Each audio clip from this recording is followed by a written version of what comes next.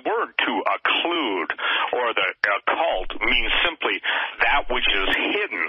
And this is the secret societies, Doug, and this is why there's so much witchcraft and so much Satanism in Hollywood. And this is why the pedogate, and don't ever anybody think it's, some kind of a pizza. It has nothing to do with that. The terminology may be related to, some perverse secret code, but here's what's happened.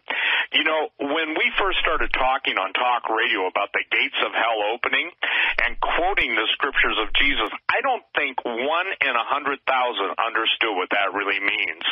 When I started on talk radio 25 years ago, I basically said the same thing that we're seeing in the headlines. I said, and people challenge us. They say, Quayle's always wrong. He's a fearmonger. He's a fear porn guy. Well, let me share this. When cannibalism filled the headlines of the world's press, then you know that the time of the Great Tribulation was on the scene. Now, you can understand people that believe in the pre-tribulation rapture, they just couldn't believe that. And so, when a quarter of a century ago that's being said, now stating that, this is why True Legends, our Gen 6 film team, is so involved in Peru. It is amazing because about, 3 months ago or whatever, at Santa Elena in Ecuador, as Tim was talking earlier, that's where it was recorded that the giants first landed, who, by the way, were blonde-haired, blue-eyed, and rather tall. The reason why abortion exists, and there used to be a statement, I think it was either an essay or a book, The Sacrament of Abortion, and basically because the Christian church, and I'm talking when I say that, I'm not talking about Catholics, I'm not talking about Protestants, Baptists, whatever, I'm talking about people who believe in the inerrancy of the Word of God and who, accept and acknowledge Jesus Christ as King of Kings and Lord of Lords. We did very little, we said very little about the infanticide and child sacrifice that abortion really is. And it was called the Sacrament of Abortion, and that specifically dealt with the necessity of having innocent blood. Now, the reason this is critical, because in Sardinia, there are mooring loops and actually mooring stones, too, and the child sacrifice before the Canaanites, and then later on in history, the Phoenicians, they would not sail until they had basically, I'm sorry to be gross or too graphic, but until they had slaughtered innocent children and allowed their blood to drip out on the mooring stones and also on the anchor ropes, or, pretty much anchor ropes in those days. So now we're right back. See, this is, again, the root of evil is expressed in the fruit of evil. And as King Solomon said, there's nothing new under the sun. That which will be has already been. And I want to take everybody to Numbers 13, 32, 33, and I'm going to address something after I read this. And they brought up an evil report of the land. These were the spies that went into the land of Canaan, which they had searched unto the children of Israel, saying, the land through which we have gone to search it, it is a land that eateth up the inhabitants thereof. That means they were cannibalized. And all the people we saw in it are men of great stature. And there we saw the giants, the son of Anak, the Anakim, which our giants come from, which come of the giants. And we were in our own sight as grasshoppers, and so we were in their sight. Now, there's only two places where that word, Nephilim, appear, okay? First is Genesis 6, which obviously is what we chose for our production company's name, and Genesis 6 before the flood, and Numbers 13, 32, 33 after the flood. So when people ask me why this is important, how does this even have to do with Jesus or the end times, I said everything, because they don't want to admit that the days of Noah were some of the most perverse and corrupt days that the earth had ever seen up until the time God destroyed them, and it's even going to be worse in these days. Now look, here's the reason to share this stuff. It's to make everybody understand that the battle, first and foremost, is spiritual, but Satan has his, if you will, entities on earth. He has his high command, and it is my contention that they have ruled history both behind the scenes and in front of the scenes, and now we're seeing the ultimate fulfillment of that in in the push for a one-world religion, a one-world economy, and a one-world government. So this is why it's so critical, because we're told that the end times would be so filled with deception that if it were possible, even the elect would be deceived. And Jesus went on great record. Now, let me share this why God commanded the children of Israel to go into the promised land and slay every man, woman, and child. Because I've always been asked the question, how could a loving God, how can you say that your God is love? Because these were not human beings. They were hybrids. They were corrupted. They were criminal in their appetites. They were criminal in their carrying out. And by the way, Tim was being a little bit more cautious than I would. It's not only were they sodomites, and you can go into ancient history, but they also were bestial. And some of the most famous, if you will, poets and odes talked about the fallen angels. I'm sorry, we got to talk about this, but that they corrupted the beasts, and that is where the mythological beings came from, whether they're satyrs, whether they're chimeras, every form of Egyptian god, whether they're a man's body in the head of a bird or the head of a jackal. The idea simply is this: when God rebuked bestiality, He said both the person and the person that lied with the beast and the beast itself had to be killed, and the poor innocent animals, because there could not come forth any issue, meaning any offspring.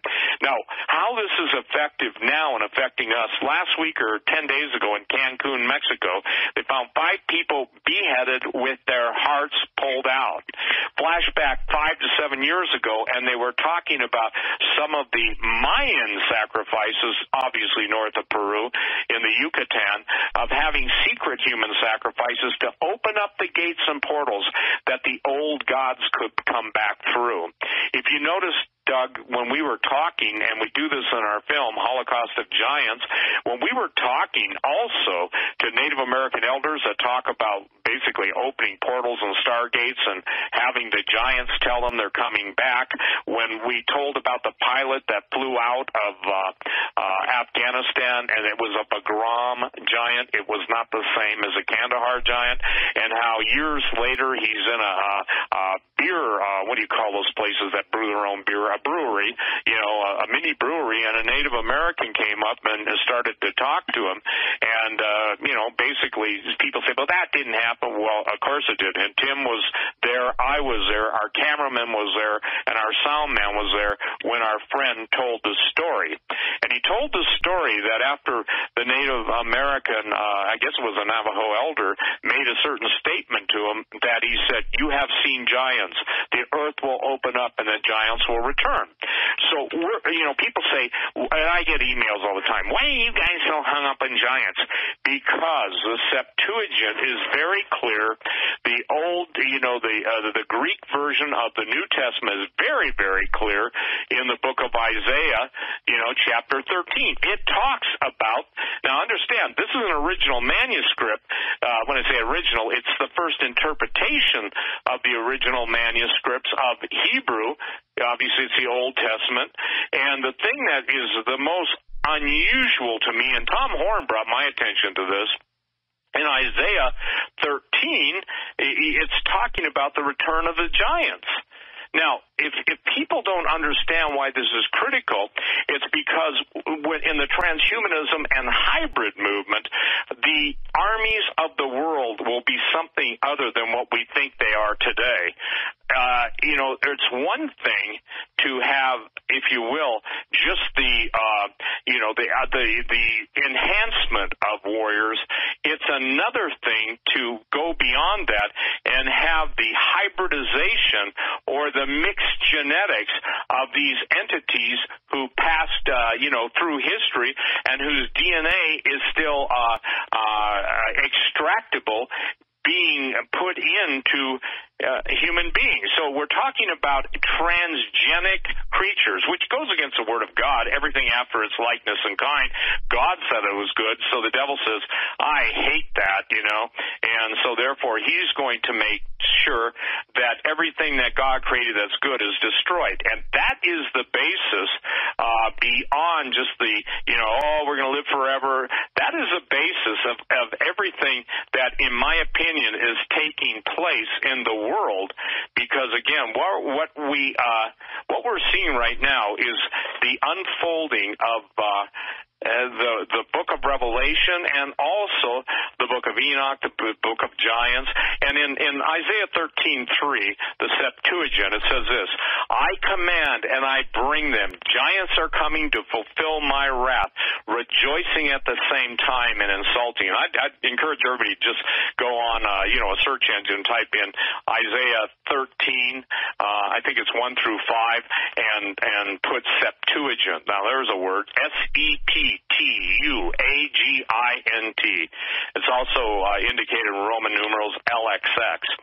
So as we're in this time period where in Peru they have the largest slaughter of children that's yet been defined, we are dealing with, at the same time, Doug and everyone, we're dealing with a political cadre in contemporary politics in the darkest recesses of our government, practicing and absolutely doing the horrible same things to little children. And the point is, we won't name anybody, but the idea that there's open praising of Satan and all the words of eyes wide shut.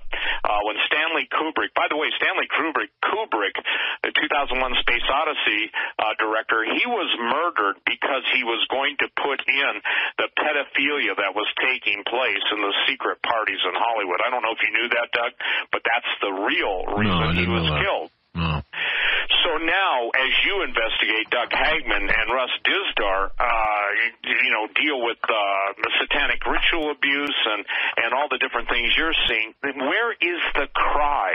And this is what, I'll turn it back over to you, Tim. Where is the cry of the professing world of Christendom against the heinous act, first and foremost, of abortion, and then secondly, of child sacrifice being manifested? And when you get smart asses, forgive me, and women that, have to be possessed by something other than the human spirit, bragging about selling child parts because she wants a new Lamborghini, well, I can say this, her Lamborghini is probably going to take her on the fast road to hell, because, again, Jesus made the statement that it would be better for anyone, it would have been better if the people had never been born than to cause these little ones to stumble. And now I get it after all these years, when Jesus said, suffer the little children to come unto me.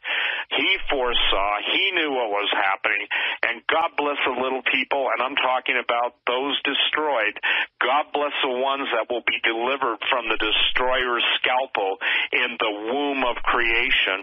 And anybody that wants to get a grip on this, and I'll use the furious word versus the P.O. word, the nature and the ferociousness of doing what they do to the little people in the womb is absolutely beyond my ability, and I think most people's ability to understand the demonic appetite of these. So this is why Sardinia is so important. Sardinia is a stepping stone, if you will. It's the congregation point. It's the point of embarkation for the giants that fled the Holy Land. It's that point where they spread throughout the world. And it's critical that people understand this. We were in the desert Southwest. Cannibalism. We were going to have a government official go on camera, and then the guy that set it up for us, I think, told him about the book we had written, or I'd written, True Legends, and the lady that was going to allow us to understand the San Canyon area of New Mexico. The thing is that the Anasazi and the Pueblo people, they didn't just go cruising and looking for some better places to plant their crops. They were eaten, E-A-T-E-N, out of existence, to the point where over large areas of land. It was kind of like they were eaten on the run. Now, this is gross. I understand that. But the official government position has always been to cover it up and cover it over. And so I believe by the grace of God, and I don't think, Doug, outside of God revealing it to the individuals that are praying and interceding, I don't think most people can grasp the nature of what we're up against.